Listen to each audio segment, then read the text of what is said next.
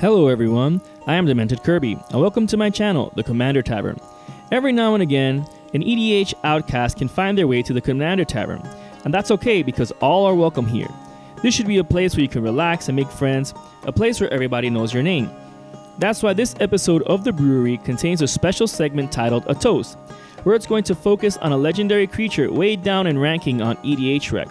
Today, I toast a legendary creature from Theros, Polukranos World Eater.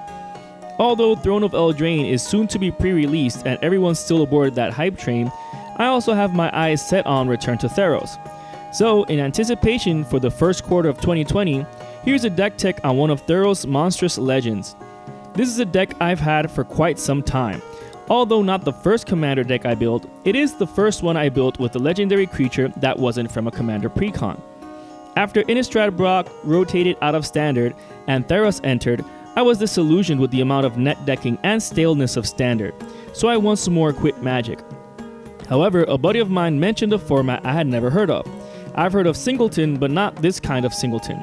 It seemed interesting, so I bought the Oloro Ageless Ascetic Precon. Shortly after testing it, I put in a bunch of heinous cards I had in those colors, and I was immediately hooked on the format. That same week, I bought the Jaleva Nefalius Scourge Precon, but built around Nekosar the Mindrazor instead. Mind you, back then I was able to buy a Wheel of Fortune for about $11. Having two overpowered decks, I realized to tone it down a bit and build a deck with some of the cards I had remaining from my standard deck. And thus, my Polukranos deck was born. Since then, I've disassembled my Oloro deck for being way too oppressive, and soon my Nekosar deck will evolve into Kaidel and Vile Smasher when I finish getting some cards I need. Once that happens, Polukranos will be my oldest Commander deck still in use. The reason why I love this deck so much is that it's unassuming. There's just so many better options in mono green, ranging from Azusa Lost But Seeking to Patron of the Orochi. However, Polukranos is a 5/5 for 4 mana with an activated ability with the potential of wiping the board, as well as making it even larger. This means that in a dedicated deck, Polukranos is a win con and board wipe in the command zone. The focus of my build is to make Polukranos as dangerous as possible by making it huge and giving it Death Touch in order to wipe the board. This guarantees it can one-shot someone out of the game. The best ways to give it Death Touch are with equipment like Gorgon Flail, Gorgon's Head, Quietus Spike, and Basilisk Collar, the latter which also gives Polukranos lifelink. On the topic of lifelink, Loxodon Warhammer gives lifelink as well as trample plus a boon of +3/+0, which really makes a difference when equipped by a huge commander. Even then, if you want to guarantee the commander damage while also protecting Polukranos, just equip it with Whisper Silk Cloak to make it unblockable as well as getting Shroud. You can also make it unblockable with Rogue's Passage, which is great since being a land in a monocolo deck essentially means that it doesn't take up a slot. Since its Monstrosity ability has double X in its cost, it's a great mana sink but requires a bunch of mana to activate. Therefore, the deck runs plenty of ways to generate mana, especially with mana dorks and ramp spells. Currently, the deck is running Dryad Arbor, Elvish Mystic, Fyndhorn Elves, Karametra's Acolyte, Llanowar Elves, Llanowar Tribe, and Selvala Heart of the Wilds for mana dorks.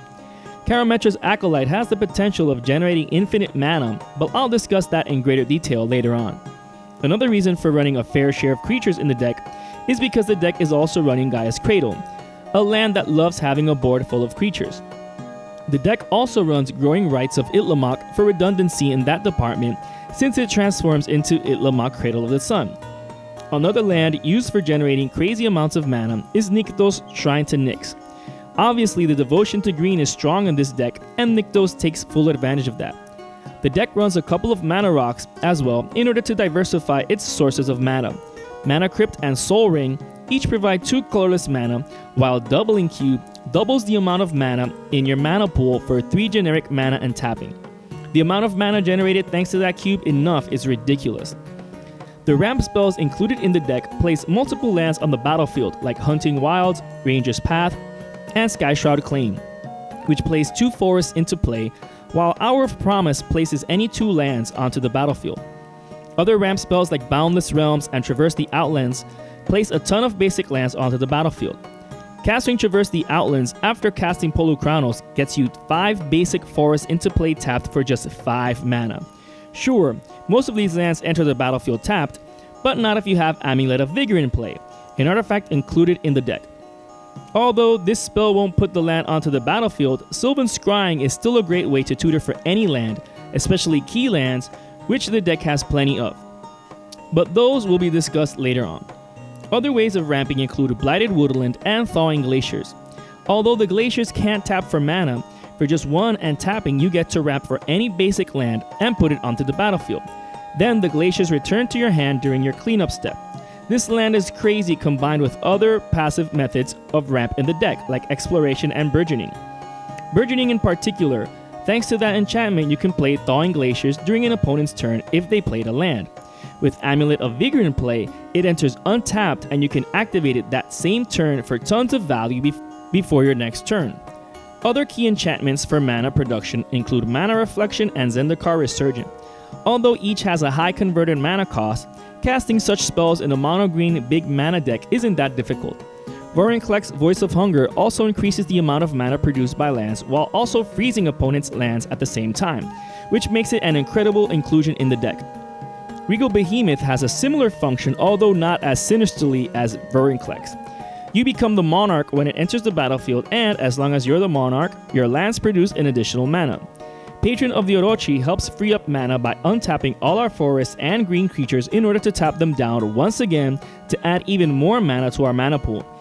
You can do this every turn as well, and in order to not lose that mana, the deck runs Omnath Locus of Mana in order to store and bank mana you could generate without using, especially at the end of the turn before yours. Another way to maximize mana used every turn is Seedborn Muse. Untapping all our permanents each untap is no joke with this deck. The amount of mana produced in this deck is ludicrous. Not satisfied with simply ramping like there's no tomorrow, the deck also takes advantage of all the landfall because synergy is important in commander decks. Seer's Sundial can draw us a card for 2 mana with landfall. Similarly, Tireless Tracker creates a clue via landfall, which can be tapped and sacrificed for 2 mana in order to draw a card later on or whenever we want. Rampaging Baloths creates a 4/4 green beast creature token via landfall. With so many lands entering the battlefield at once, the amount of big creatures that can appear out of nowhere can be quite intimidating, especially considering that Polukranos can potentially wipe the board of potential blockers. Although it doesn't create tokens with landfall, Avenger of Zendikar can make plants bigger with landfall. Casting the Avenger with lands like Gaia's Cradle and or Itlimoc in play can really pull the game in our favor. On the topic of landfall, apart from Thawing Glaciers, the best land for triggering landfall is Ghost Town. I have yet to play a game of Commander with someone else using this land. If you've never heard of it, it's landfall's best friend. This land guarantees you have a land each turn to play because you can return it to your hand during the end of the turn of the players before yours. Players might not feel like Polukranos is a threat when commanders are revealed, but when you're in turn 7, when the rest of the table is still at turn 3, that might turn you into the immediate arch enemy. Fortunately, if we do become the arch enemy, we have ways to combat that. The deck runs a fair share of removal, even considering that Polukranos is removal in the command zone. Terastodon can get rid of any 3 non-creature permanents. Sure, opponents get a 3/3 green elephant, but that's peanuts compared to our huge creatures. Pun intended? Similarly, Beast Within gets rid of any permanent at instant speed in exchange for a 3/3 beast creature token. Although a remnant from when Iona Shield of Emeria was legal in Commander, and good riddance, is Scour from existence. Although a bit costly, it's not so hard to pull off in this kind of deck, and it can exile any permanent at instant speed, which is nothing to scoff at. Force of Vigor and a Croson Grip get rid of artifacts or enchantments. Fade into Antiquity does the same, but it exiles them instead, albeit at sorcery speed. Also at sorcery speed, Bramble Crush can get rid of any non-creature permanent. For good measure, the deck also runs Bonds of Mortality because Hexproof and Indestructible are a thing in Commander. Similarly, I'm also running Arcane Lighthouse because I want to be able to eat creatures with Polukranos, and I can't really do that if they have Hexproof and or Shroud. And if Polukranos were somehow indisposed at the moment, at least Silk Lash Spider can perform the same action even if it's just for creatures with flying. Other ways of disrupting opponents is with Hall of Gemstone. When I cracked this in a booster pack a long time ago, I put it away and never used it in any kitchen table deck. Looking for cards to include in this deck, I found it in a box along with a bunch of older cards. It was almost like cracking it a second time. This card is crazy because it can potentially shut down multicolored decks while making your lands better, since even the colorless sources will tap for green. On the topic of disrupting opponents, City of Solitude is such a great card. I remember cracking this in a booster back in the day. Similar to Hall of Gemstone, I put it away until I rediscovered it when brewing with Polukranos. What I love about City of Solitude is that it shuts down so many decks without necessarily shutting us down. It neutralizes control and makes opponents have to use the removal on their own turn. It also protects us during our own turn in order to ensure that when we go off, nothing can interrupt it. Apart from Polukranos and Silk Lash Spider, there are other ways to sink all the mana generated in this deck. Genesis Wave is a given. Cast this for a huge enough X and it's pretty much game over. All lands enter play as well as all other permanents in the deck, all untapped. Nylea, God of the Hunt, gives trample to all our other creatures while also being an epic mana sink. For 4 mana, I can give any creature +2/+2. She's also an indestructible 6/6, which is pretty relevant. She easily provides a win con.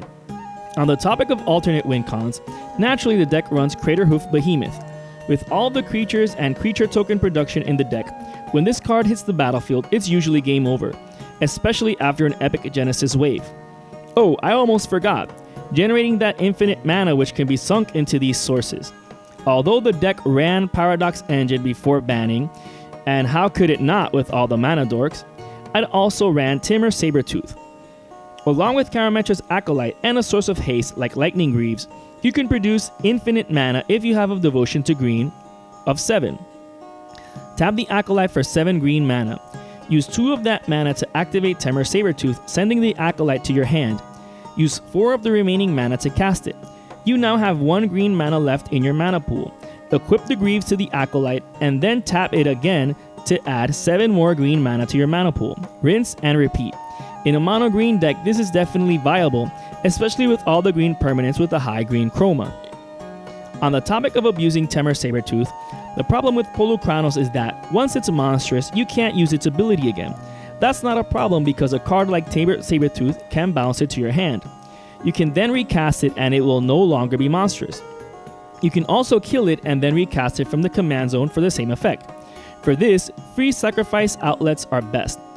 Cards like Ashnod's Altar give you 2 colorless mana for sacrificing a creature, while Greater Good draws you a ton of cards for no investment in mana. Greater Good is crazy good since Polukranos is 5/5 by default, but is even bigger after becoming monstrous. Another way the deck draws cards is with Sylvan Library, which is great to draw in any part of the game, although it's best to cast turn 2, obviously. High Market and Mirren the Moaning Well are free sacrifice outlets on a land, which means that they don't take up a slot in a monocolored deck. However, you don't have to kill Polukranos. Timur Sabertooth isn't the only way to bounce it. The deck now runs Sanctum of Eternity thanks to Commander 2019. Sure, this can only be done during your turn, but you're still resetting Polukranos' monstrosity. An even better way is with Blinking. Conjurer's Closet can be used at the end of each of our turns to blink Polukranos, thus resetting its monstrosity and getting ready to eat some creatures before your next turn. Being able to have a finger on a red button is a good deterrent for the rest of the table. Many a time I've warned players to not attack me if they didn't want to lose their creatures to Polukranos. Most of the time, it works. With so much redundancy in the deck, it's not that necessary to run many cards for recursion. That being said, it doesn't hurt to run Eternal Witness and Rift Sweeper. The Witness recovers something from the graveyard and the Rift Sweeper recovers something from exile. Being creatures means that they can be bounced with Timur Sabertooth or blinked with Conjurer's Closet for additional value. They also help lands like Nykthos, Gaia's Cradle, and Itlimoc, so it's a win-win. The deck runs 4 Planeswalkers, and each one's abilities are relevant in the deck. Freyalise Llanowar's Fury essentially creates a Llanowar Elves which the deck doesn't mind one bit. The more, the merrier. She also has a built-in Naturalize with her -2. Her ultimate is epic here since it more often than not draws us a bunch of cards. It's also not such a brutal ultimate that the whole table conspires against her to eliminate her before achieving it. Nissa Vital Force can ultimate the turn after she enters the battlefield. Her emblem is crazy here with all the landfall triggers this deck can cause. Her +1 allows her to protect herself while her -3 is basically a nature spiral. Nissa, who shakes the world, has a static ability similar to Vorinclex, but with our forests, which we won't mind since the deck is mono green. She also animates lands by making them 3/3 with haste and vigilance. Although this can make them susceptible to removal, the deck runs tons of ramp, so you'll have more than enough lands. And more creatures is good for Gaia's Cradle and Itlimoc. Her ultimate solves that susceptibility problem while also ramping for all of the forests from within the deck. That's just insane. Vivian Reed has a +1 ability that's good for filtering through the top 4 cards of our library. Her second ability offers decent removal in the format since it can just straight up destroy a huge flyer as well as an artifact or enchantment. Her ultimate is one opponents are wary that we never achieve. Her emblem gives all of our creatures +2/+2, vigilance, trample, and indestructible. Fair warning, if that emblem is achieved and you don't win that turn, everyone at the table will do their best to eliminate you. As far as lands go, Ancient Tomb, Jungle Basin, and Temple of the False God are great ways to produce double mana on their own. Reliquary Tower increases our maximum hand size to infinity. Throne of the High City is a secondary way to give us the Monarchy, which is key for Regal Behemoth, but the Monarch is just such a fun multiplayer mechanic. The rest of the lands are just 20 basic forests. For an even deeper analysis and discussion of this commander, you can follow the link in the description to a primer I wrote for Polukranos in MTG Salvation. This deck is a lot of fun to play, and I hope I have inspired some of you with this spicy brew. I hope that this segment of A Toast has exposed more players to the powerhouse that is Polukranos World Eater. Hopefully now even more people know its name, especially since Return to Theros will be here before you know it. I want to take this opportunity to thank all my higher tier patrons, the Brewers, for their patronage. And to everyone here, thanks for watching this special episode of the Brewery on the Commander Tavern. I am Demented Kirby, and happy brewing.